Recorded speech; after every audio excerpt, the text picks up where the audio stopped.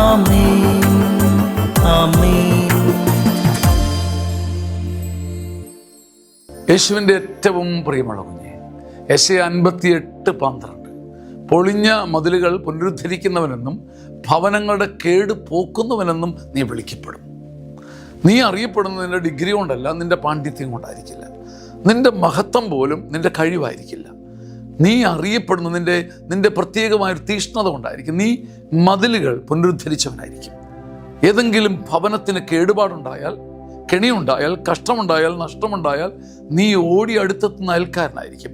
ഒരു കുടുംബത്തിൻ്റെ കേടുപാട് പരിഹരിക്കാൻ നിന്റെ ചുറ്റുമുള്ള കുടുംബങ്ങളോടുള്ള നിന്റെ കരുണയും നിന്റെ തീഷ്ണതയും നിന്റെ മഹത്വത്തിന് കാരണമാകും. നിന്റെ വീട് പടുത്തുയർത്തിയവനെന്ന അർത്ഥത്തിലല്ല, നീ കുറേ വളർന്നു എന്ന അർത്ഥത്തിലല്ല.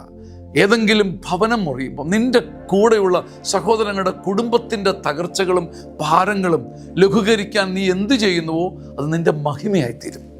ഈ ലോകത്തിന് വേണ്ടത് സ്വന്തം ഭവനങ്ങളെ പടുത്തുയർത്തുന്ന മനുഷ്യനെയല്ല, ഭവനങ്ങളുടെ കേടുപാടുകൾ തീർക്കുന്നവനെയാണ്.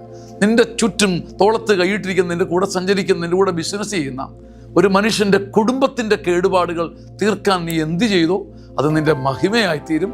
അത് നിന്റെ മഹത്വമായി സ്വർഗം എണ്ണുകയും ചെയ്യും. ആമേൻ, ആമേൻ.